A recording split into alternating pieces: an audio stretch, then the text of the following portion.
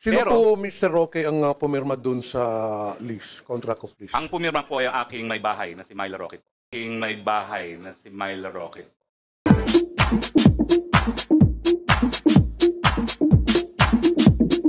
Masasabi ba natin na nadali ng mga kongresista sa kanilang mga tanong? Ganun bang nangyari? Okay, partner, Oo. kasi ganito. Okay? Maraming naipalabas. Oo. Okay, sa Senado, syempre marami na nailabas, di ba? Kailan parang pigil eh. Oo. Pigil yung pagtanong. Kasi nangyayari ganito. Natatandaan nyo ba si Jonathan Morales? Mhm. Na pag sumagot yan, pak! May ibang issue. Di ba? Style eh. No, oo. Iikot, Dinadivert. iikot, di ba? Oo, dinadivert yung ano to. Oo.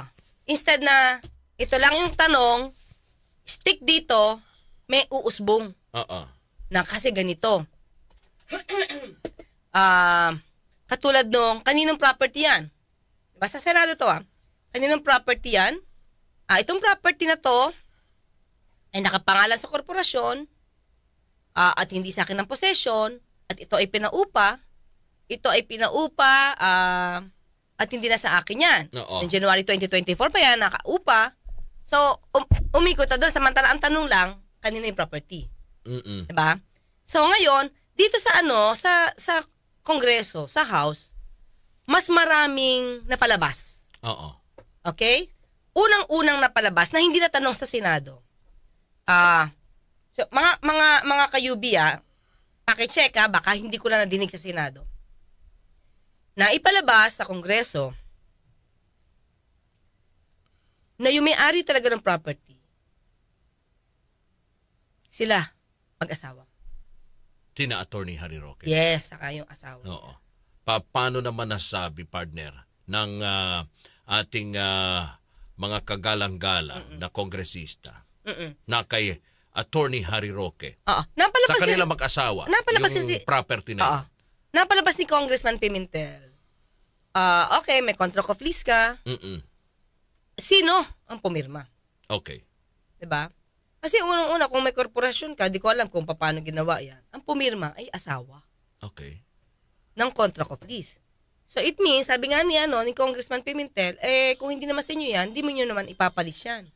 Former Secretary Harry Roque, you admit that you have an interest in this house by virtue of the corporation owning this house. Yes po, ang may registered owner po nito is Page 2 Lot 37 Pinewood Holdings Incorporated. In turn, it is owned by a holding corporation called Biancham.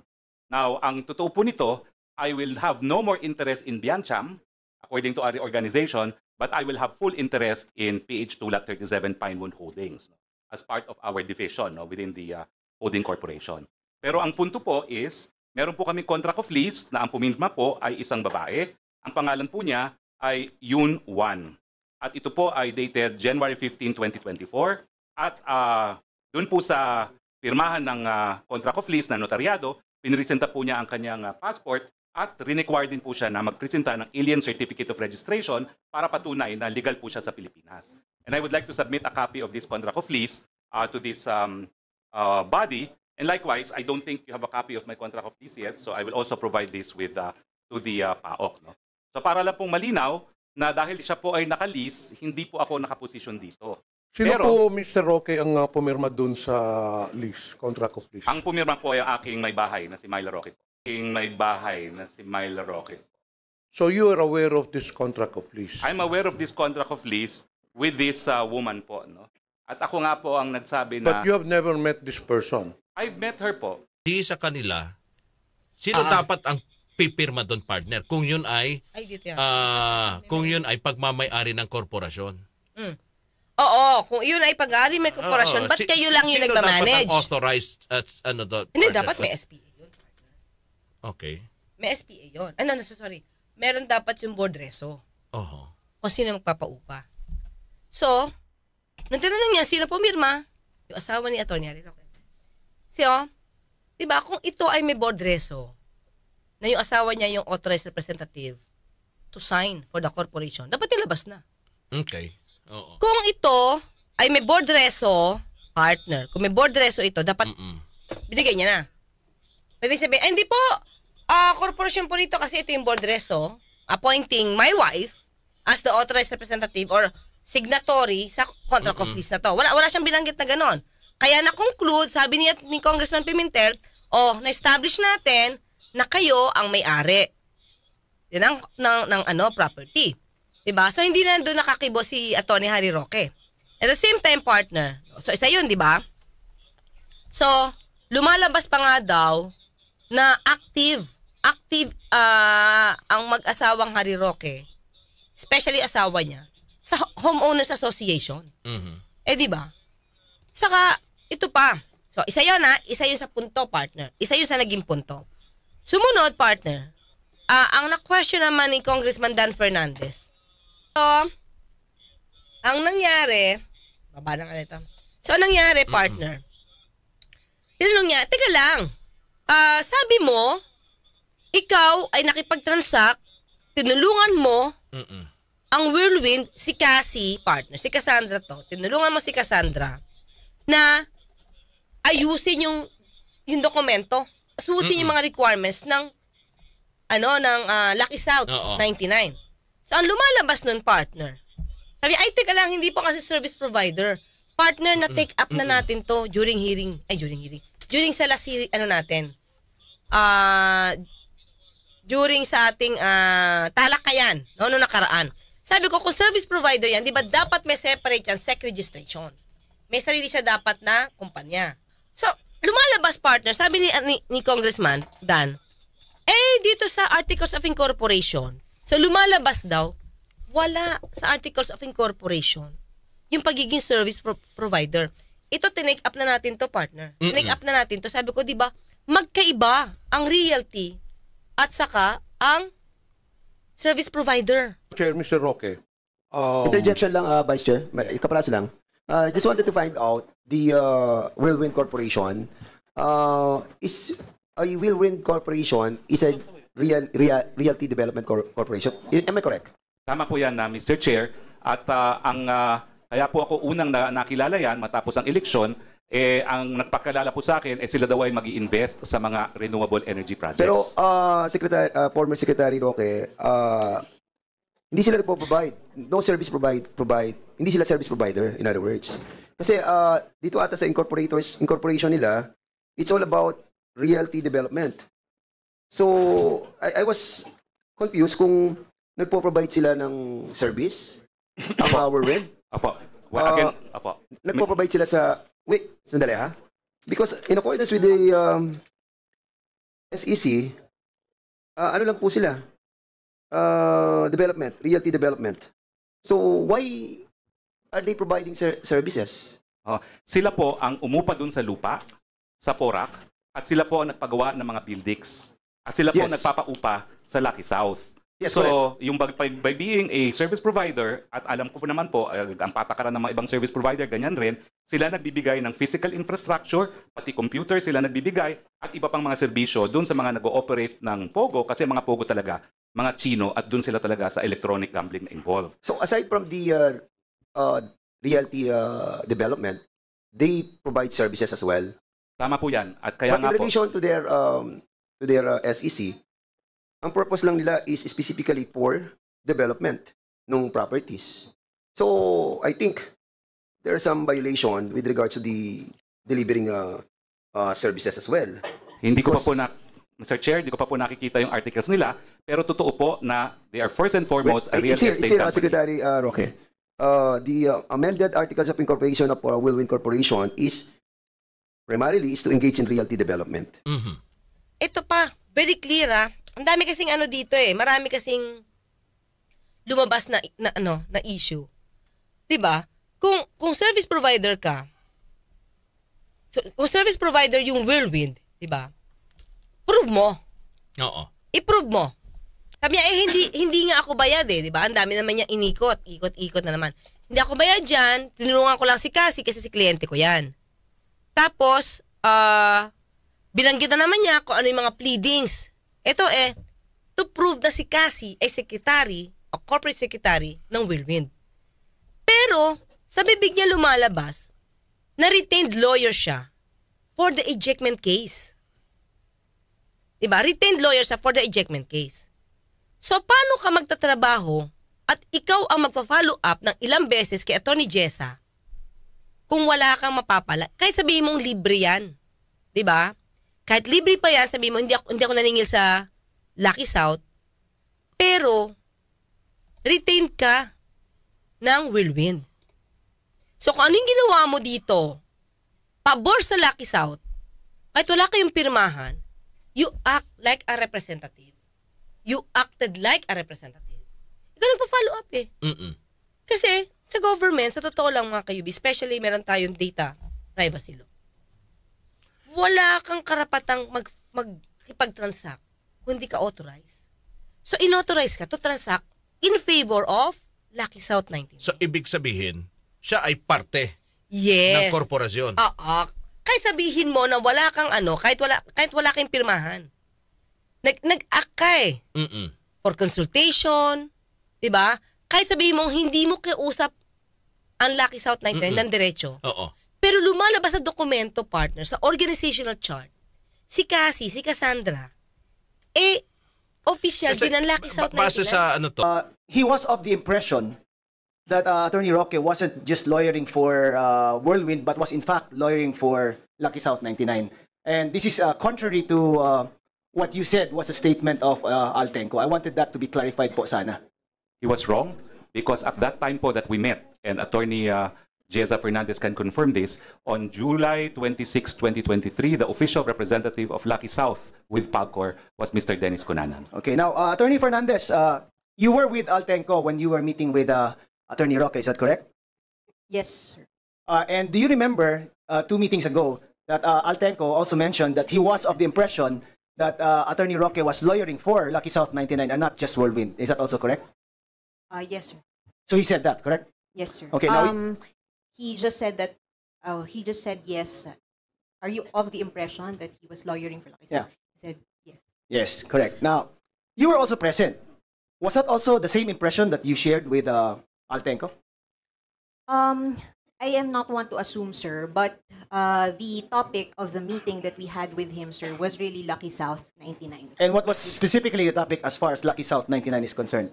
It's about the arrears of Lucky South 99, which were not remitted to PAGCOR, allegedly because its authorized representative did not deposit said amount to PAGCOR's account. Okay, now, you also heard Attorney Roque parang downplayed it kanina. Sabi niya, it wasn't for the renewal naman of the permits because the permits was still good for a few more years. That's what he said. But why would then he meet with you guys if it had nothing to do with the permits of Lucky South 99? I think in addition to the topic of the non-payment of arrears of Lucky South 99, it was also that period when we already released the new guidelines for internet gaming licenses. So Lucky South, the Miss Cassandra Ong would like to reapply, expressed her intent to reapply under the new framework, and that she was informed that she has to comply with the requirements and to pay for the arrears before the application may be processed. Okay, so it now crossed just from the payment of arrears to the new requirements of the IGL. Is that correct? Yes, sir. And was Attorney Roque participating in that discussion? He based on what I remember, nakikinig lang po siya doon. Okay. Now, you also mentioned that there were several phone calls that were made by Attorney Roque to you. Yes, you confirm sir. that? Yes, sir. Okay, what was the nature of these conversations? He was asking po kung meron pa pong lacking documents yung Lucky South. So it is for the new accreditation of Lucky South 19 as IGL? Yeah, for the ongoing application po of Lucky South for an internet gaming license. So it is contrary to the statement that it was just for the payment of the arrears? I cannot answer that, sir, but matter of fact lang po, Yeah.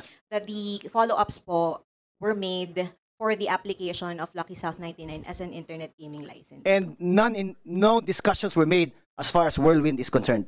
None po, because Whirlwind po does not have any relationship or any accreditation or any relationship or contractual relationship with PAGCOR. How about the phone calls that you received from Attorney Roque? Did it include in any way Whirlwind? No po. No. So it was all Lucky South 99? Yes po. Ano to, sa mga statement ni Attorney Harry Roque, parang nagbibigay lang siya partner ng pabor. Kasi bilang abogado nga ng Whirlwind. Di ba? Parang ganon. Sinasabi nga niya, dahil nga doon sa mga, sa hindi nasingil, di ba, ng Whirlwind, at naloko sila, tinagbo yung pera. Kaya tumulong na rin siya, partner. Still, pero partner, ang kaso mo lang sa Whirlwind is ejectment case. Lahat ng pinapakita mong papel dyan, pleadings niyan, in relation to ejectment case. Diba? So how can you prove na service provider to? Diba? Ito pa, ang sabi niya, ito diba, sabi niya sa ibang interview, yung itong yung Whirlwind, diba, service provider sila. Sa computer, sa website, pati pagkuha ng tao at liaison. No, sila. Oo, uupo na lang si Lucky South, o-operate na lang. Kung kliyente mo ang Whirlwind, 'di ba? Kung kliyente mo ang Whirlwind, 'di ba obligasyon mong malaman yung tinatrabaho ng tao na yan? 'Di ba?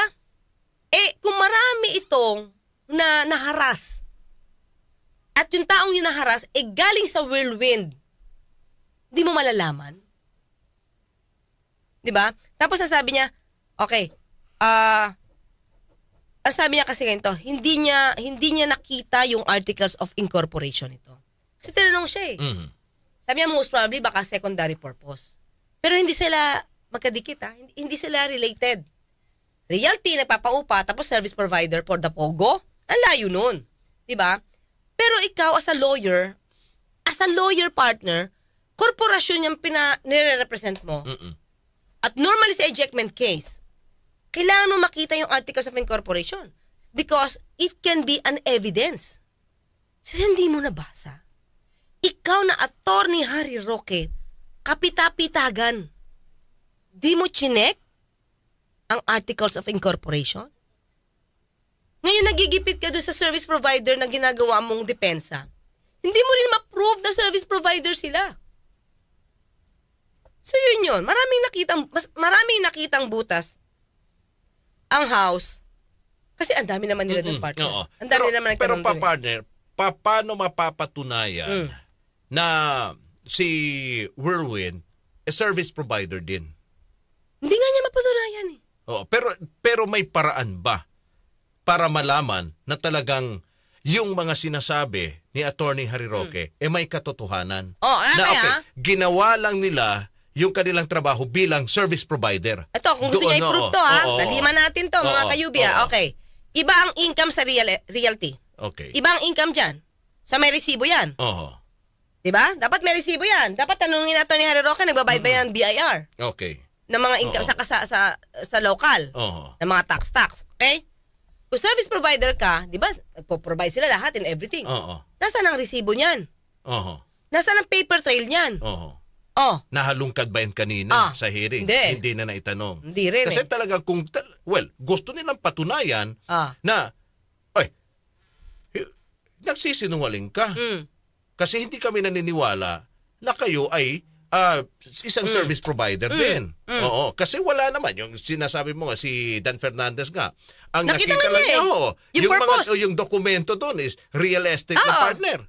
At wala naman nakalagay doon bilang service provider din. Hindi, kahit na, di ba? Nasaan ang resibo mo na kayo ay service provider? Resibo na pwedeng i-authenticate ng local at saka ng BIR. Nasa na? I-prove mo. Diba? Nakikita naman kayo ni Cassie, dingin mo yung mga papel to prove na hindi ka hindi na ikaw ay nakapag nagtrabaho lang for the Whirlwind. At pag hindi mo yan napakita, partner, talagang nagtrabaho ka pabor sa Lucky South 99. Isa pa. Ito hindi natanong to niisip ko tayo. Kung ikaw ay nagtrabaho lang sa Whirlwind, bakit nakita sa Lucky South 99 office, sa POGO, yung bank account mo? Bank documents mo. Bakit? Natagpuan ang mga bank document ni dating presidential spokesperson Atty. Harry Roque at kanyang dating executive assistant na si A.R. De La Serna sa sinalakay na Pogo Hub sa Pampanga. Ibinahagi ng tagapagsalita ng Presidential Anti-Organized Crime Commission na si Winston Casio ang kopya ng mga dokumento sa media kabilang ang deposit o payment receipt at bank certification. Ayon kay Casio, hindi nila pinagsuspetsahan ang nasabing mga dokumento noong una hanggang sa magsalita ang PAGCOR chairman sa Senate hearing. Ibinahagi rin ni Casio na batay sa certified true copy ng PAGCOR document, legal counsel din si Roque ng Lucky South 99 at hindi lang ng Whirlwind Corporation na nagpapaupa ng lupa sa sinalakay na Pogo Hub. Sinabi ng PAOK spokesperson na humiling na sila ng pulong kasama ang Department of Justice, gayon din ng CIDG para sa nasabing mga dokumento at para desisyonan kung sino ang magiging respondent ng kanilang investigasyon. Una nang pinabulaanan ni Roque na naging abogado siya ng Lucky South 99 Corporation. At doon. Diba? Dapat na sa Whirlwind. Saka ba't mo binigay? Bakit mo binigay? I think na itanong ata yan kanina ni Kong Pimentel. Di ba? About yung 3 documents na recover at may pirma niya. Eh, siyempre sabihin niya na iwan ni AR. Oh. Pero ang tanong nga natin, bakit na kay AR? Oh, di ba? Iikot pa rin yung tanong eh. Bakit na kay AR? Gaano siya kaimportante para dalhin niya? At gaano siya kaimportante para dalhin niya? At gaano siya hindi kaimportante para maiwan niya? Diba? Yun. So marami naman napalabas kanina na tingin ko, mga kayubi, mas siya kanina? Mas mahinahon. Kasi madami magigrill sa kanya dun eh. Na maraming nakakita yung ibang mga butas na hindi nakita sa Senado. Bakit? Kasi dalawa lang naman sila nagtatanong. Halos eh. Kasi umalis na si Jingo, si Senator Jingo eh. Umalis na si Senator Grace. Nung medyo nagigrill si Attorney Harry Roque, oras na ni Senator Riza. So halos siya lang talaga yung nakapagtanong ng marami. Pero okay pa rin yung pagkakatanong ni Senator Riza. Kaya siguro iba kasi pag lawyer ang magtatanong, mas pag marunong ka mag-cross-examine, partner, bawat sagot mo, pwedeng may iba to dun. O nasa inyo ganyan, nasa inyo ganyan. No. Hindi siya maiiwan sa ere, may follow-up daw. Kasi yan ang medyo mahirap din pag nagko-cross-examine partner. Well, yung ilan doon, mga abogado din, di ba? May ilan mga abogado. Oh, yung kine-question nila, abogado din. Yun nga. 'Di ba? Ang galing magpa-ikot. Alam niya kung paano. Ito sabi. Ito umikot ito bago tayo paalam. Umikot siya. Ang sabi niya gito, sino ang nagpakilala sa iyo or sino yung parang naging connect nyo para makilala mo 'yan? Yung pinaupa mo. Lumalabas kasi, mga kayubi, itong pinaupa niya lumalabas na manager di umano ng Lucky South 99. Yung pinaupa niya. Yung kinikilala niyang umupa. Okay, so ang tanong ni Congressman Pimentel, paano mo siyang or sino ang nag-connect sa inyo? Parang gano'n. Paano nakilala niya? Oo. Umikot siya doon, wala siyang binanggit na pangalan. Ito ang sabi niya, paano yan na-connect sa'yo? Paano kayo? Sabi niya, sila po kasi, matagal na nilang gusto na umupa dito sa bahay ko sa Benguet. Bakit sa'yo? Bakit of all the houses there, ba't sa'yo? Oo. Diba? So, hindi niya binanggit kung sino yung, paano sila nag-connect. Diba? Merong may pagsisimulan yan eh. Pero okay, sa pag-amin niya partner doon, kasi sabi mo nga, inamin na ba niya na yung bahay ay sa kanila? Ang inamin niya kung gaano yung interest niya.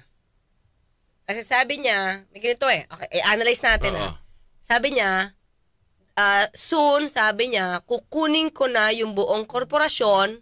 Pero kanina sa hearing. Ito yung sagot niya. Oo, yan yung sagot niya. Soon, darating yung time na i-acquire ko na yung buong Biencham, pati property.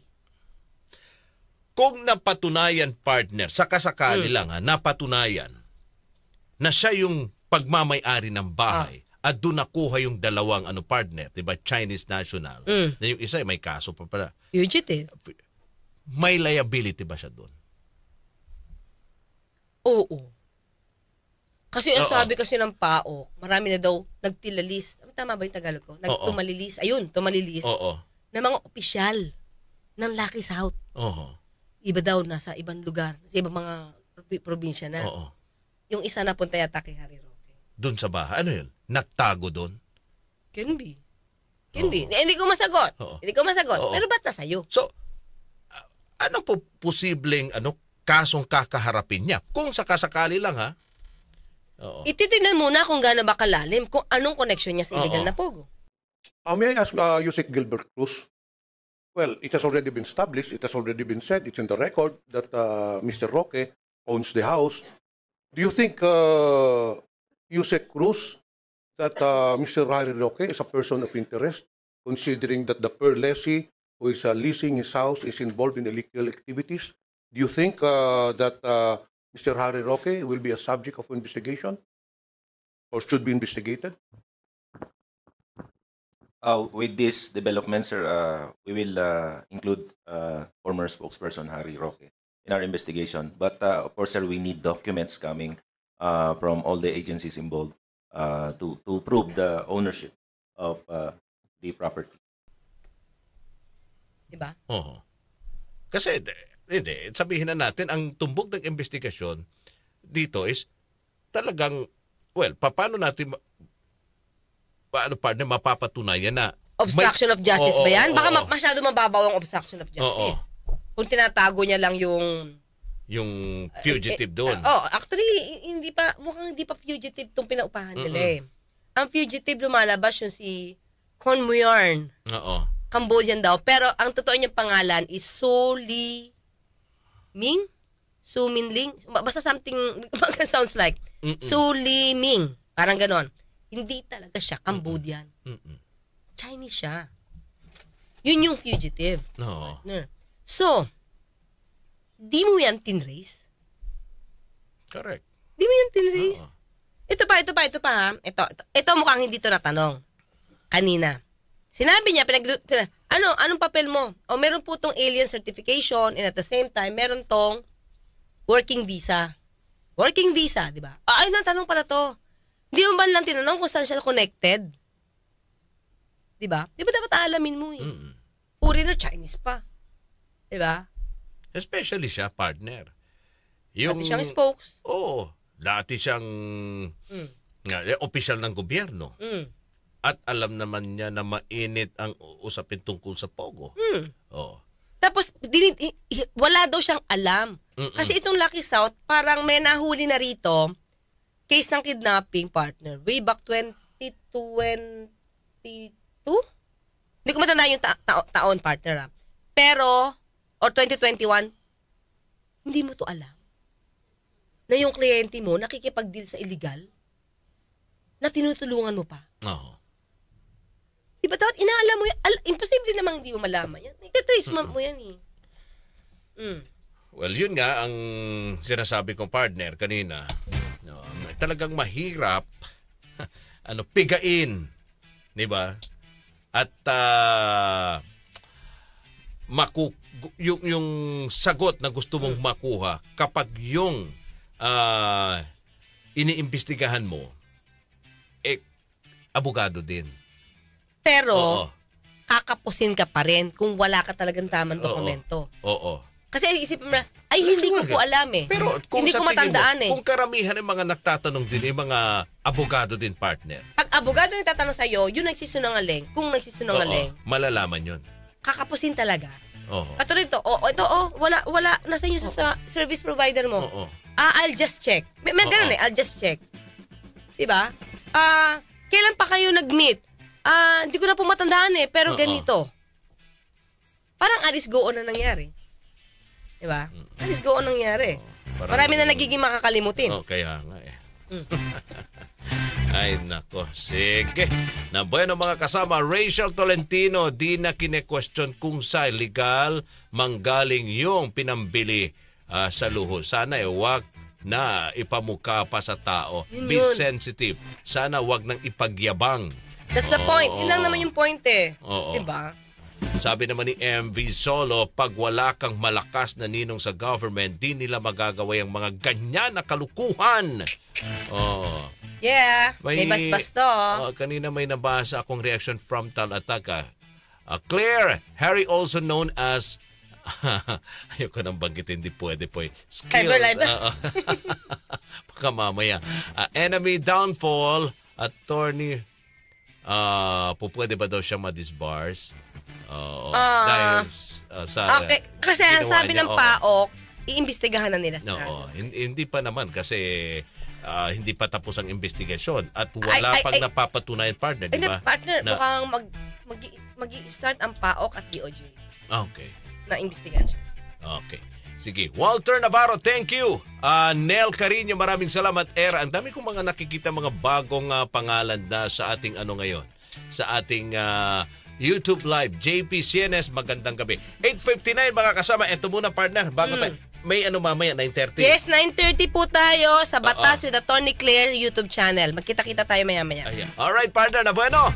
So, paano mga kayubi? Hanggang bukas magkita at magkarinigan tayo. Ako po sa Attorney Claire Castro nagpapalala, magtulugan, inyong karapatan. Maraming salamat mga kayubi sa inyong oras at panahon at maging yung mga nasa kani-kanila mga tahanan, yung mga nakinig sa kani-kanila mga sasakyan habang pauwi. Maraming salamat po sa inyong oras at panahon. Ako naman pong inyong lingkod, Radyo Man Rod Marcelino.